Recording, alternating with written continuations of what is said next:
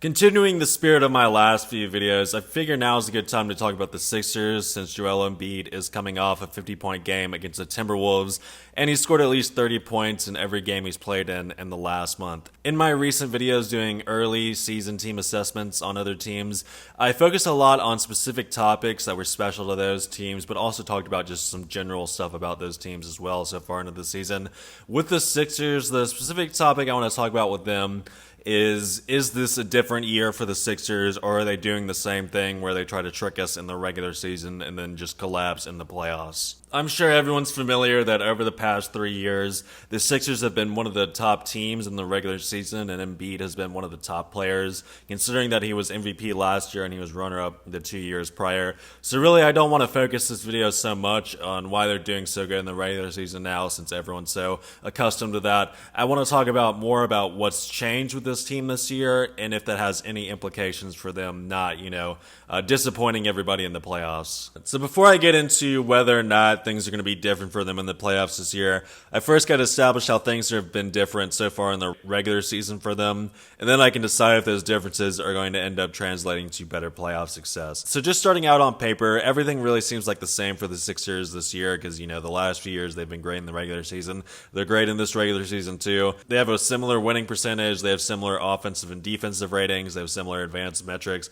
They have similar averages for all their players. They have a similar team makeup. Everything really looks different. If you're just looking at everything on paper, but if you actually watch them and see how they play, they're playing a lot differently. And really this just comes down to Nick Nurse knowing how to coach an NBA team. I'm not going to get too much into, Doc Rivers slander and stuff, but he's really just been coasting off of talent for the past 10 years. Everyone's on the same page for that. But Nick Nurse has clearly kind of unlocked this Sixers offense, and it's making everyone play better, but it's mainly making his stars play better. So starting with Maxey, he's able to get the ball in his hands a lot more this year, and a lot of that has to do with, Harden being traded away. But in terms of how they're actually running their offense, there's just a lot more motion and off-ball movement and less ISOing this year, which I think has sabotaged them in the playoffs in recent years. But as for Maxey, he's averaging a few more assists than he did last year. And really, in terms of scoring as well, they've also kind of unlocked him because they're doing a lot of just handoffs to him where he just gets a head of steam while someone's holding the ball and then he comes around while they're setting a screen. It really just makes it so much easier for him to either score or create in some way. So I don't really feel like Maxey has necessarily improved that much skills-wise, and that doesn't explain his jump this year. I really think they're just using him better, and it's also benefited their whole offense overall. And Embiid has been a big part of this change in the Sixers offense, and really it's just because he's become much more well-rounded as offensive player this year. Obviously, he's been on his scoring tear so far, but in terms of just being a facilitator, he's grown a lot, and really it's just because he's being used a lot more. We see with other bigs in the league, it's pretty common for other teams to have offensive sets where they give the ball to the center, in the middle of the court around the free throw line or the top of the key, and then everyone, starts running some type of off-ball movement or off-ball screens, and they pass to the open man. This isn't something we really saw with Embiid in previous years. He really was just a pure scorer on offense, and he could kick out of double teams and things like that to get his assist. This year he's averaging 6 assists rather than 4 assists last year, and while that's only an increase of 2 assists, it's also a 50% increase. And not all of this is being shown in the box score, as there's plenty of times when they're running these types of sets where he's passing to a slightly open man that's going to end up, breaking down the offense, and that leads to another pass to an easy shot or something. So really a lot of these sets may not show in Embiid's box score for scoring or assists, but it's leading to a lot of easy offense, and a lot of this has to do with Embiid's growth as a passer this year. I will still say, though, as a criticism of Embiid, is that he really still hasn't become a very good roller in the pick and roll, in my opinion. I know when Harden came into the Sixers, everyone couldn't stop talking about how their pick and roll was going to be unstoppable, but they didn't really use it that much, in my opinion, at least not compared to someone like, Jokic and Jamal Murray, and he's still not doing that a lot this year. He is setting screens and he is doing dribble handoffs and things like that. But in terms of just rolling, he doesn't really roll hard that often, and he often just prefers to pop and then, try and get into some type of ISO. He gets the ball out of that. So that's one criticism I have that he hasn't really improved on this year. As for their bench, they have been benefiting from this smarter offense. I still think that they're a little bit too thin at the end of their playoff rotation, but I don't want to get into that right now because I don't feel like that's the focus of the video. That's really all I have to say for regular season changes, and that's really because, everything's the same on paper. Even though everything's basically the same statistically and you have very similar roster, the way that things are being run on offense by Nick Nurse gives me confidence that their offense is going to be a lot better in the playoffs than years past. And to understand why I say this, we have to understand why they've been failing in recent playoff runs. And the reason's not just because, the people typing in the comments that Embiid sucks and the Sixers suck and they're never getting out of the second round. There's actually, reasons for this constant failure, and I think it's pretty apparent. And the reason really is just stagnant offense, bad coaching, and over-reliance in iso ball. So they don't have Doc Rivers anymore. They have Nick Nurse now, who's a proven championship coach. So that's one reason that's gone away. The stagnant offense and iso ball has been heavily diminished. As we saw last year, they were 27th in pace. This year, they're at 12th in pace.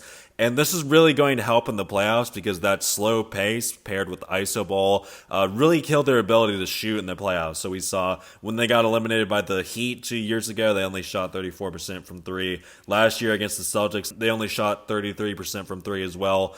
And really that's just because, slowing down the pace and just having these long iso possessions that are not all that efficient really kills a role player's ability to shoot threes because they're not getting the ball in their hands. They're not involved in the flow of the game. And it's really, last year we saw it was just Harden, Embiid, and Maxey just taking turns isoing while everyone just kind of stands and tries to space out the court. And if you're not getting the ball in your hand for, a few minutes at a time and you're only taking a few shots in a quarter, it's just very hard to keep yourself warm as a role player, at least. And another thing about iso ball is that it's very one-dimensional and therefore very easy to scheme against.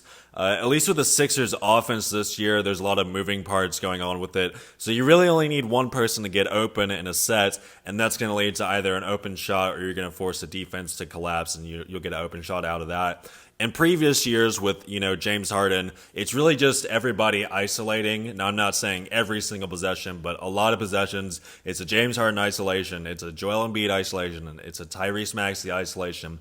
And that's just very easy to scheme against in the playoffs because you're going to put your best defenders on those players and you're going to force them to score against you. And if they're not able to do that efficiently, then the defense is winning that matchup.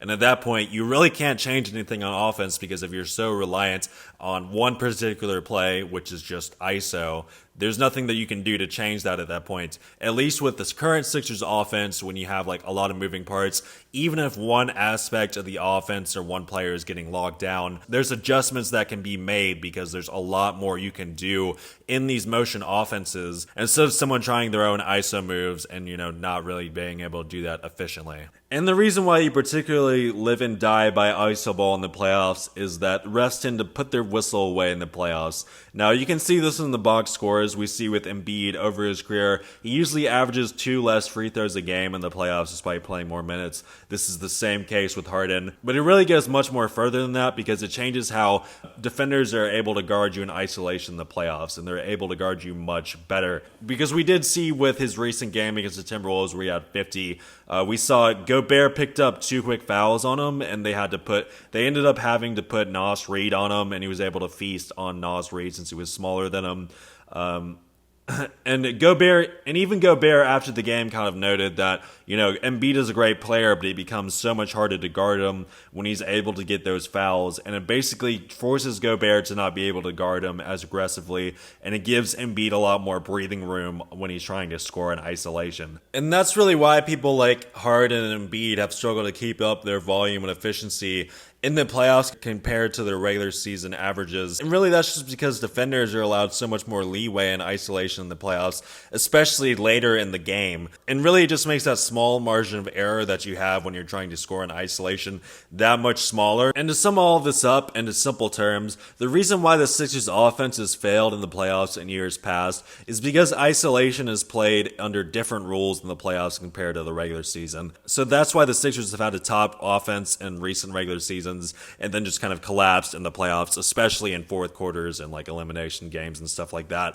And it's just because isolation is played under different rules in the playoffs, and those playoff rules do not benefit offense nearly as much as they do in the regular season. So that's really the big difference that I've seen from them in recent years. But as I was saying earlier, things are looking different for how they're running their offense in the regular season now, and we're seeing a lot less ISO ball on a team level. The only exception to that would be Embiid, who's ISOing a little less, but not enough, in my opinion. I think he's still a little bit too reliant on that ISO ball. Now, while he is, facilitating more and, getting more involved in team offense, in terms of him just taking shots, he's still taking, the majority of his shots in isolation. And really, I think he needs to improve on things like being a roll man. I think they need to be running more pick and roll with him and Maxey. And things of that nature, it just feels like while everyone else on the team is actually taking a lot more shots from some type of, good offensive set, Embiid is still very reliant on ISO, which kind of worries me for how he's going to do in the playoffs. And really, I've made all the comparisons that I want to make between like the past two seasons and this season.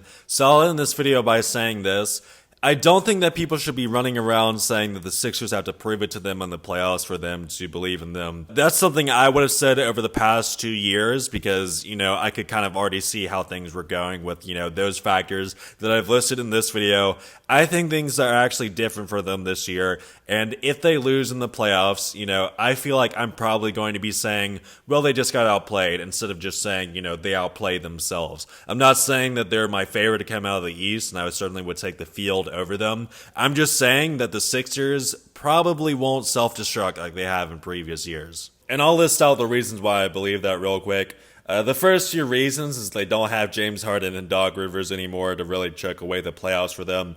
As for Doc Rivers, with his playoff coaching, really when you see coaches and like they get cameras on the coaches, they're usually doing something. It looks like they're thinking or they're talking to their players. With Doc Rivers, he always had just like that blank stare on his face because he's not actually doing anything when he's coaching. And his whole coaching philosophy is let his talent do isolation so it can bail him out. With James Harden, he's not going to be over-relying on his ISO ball for the Sixers anymore because we saw with the Celtics series, he had like 2 40-point games. Then he had, 4 other not-so-good games. And it's really just because ISO ball is live and die, and it's even more so live and die in the playoffs because, as I said earlier, if you actually watch playoff basketball and compare it to regular season basketball, the referees are much more favorable to the defenders in the playoffs. This year, if you actually watch their offense, everyone on their team is a lot more involved in having a lot more sets where people are moving off ball and things like that.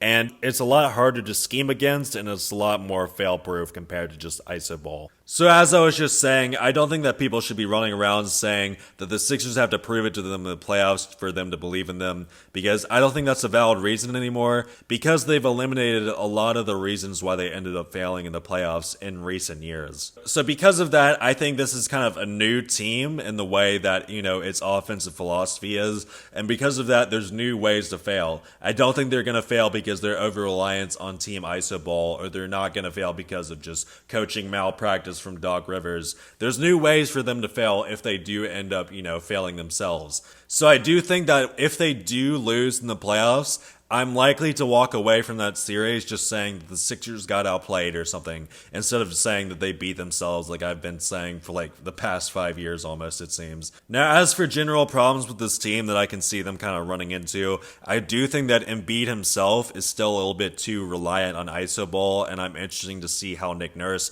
uses him in the playoffs if that ISO ball is not really falling for him. And I also think that their end of the rotation is also a pretty big problem, but I don't want to get too much into that.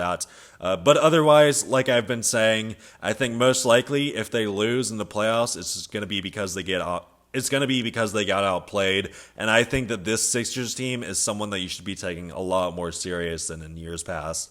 But anyway, if you enjoyed this video, please leave a like and subscribe if you want to see more videos in the future. Comment something you have something to say, and thank you all for watching. I guess I'll see you all next time.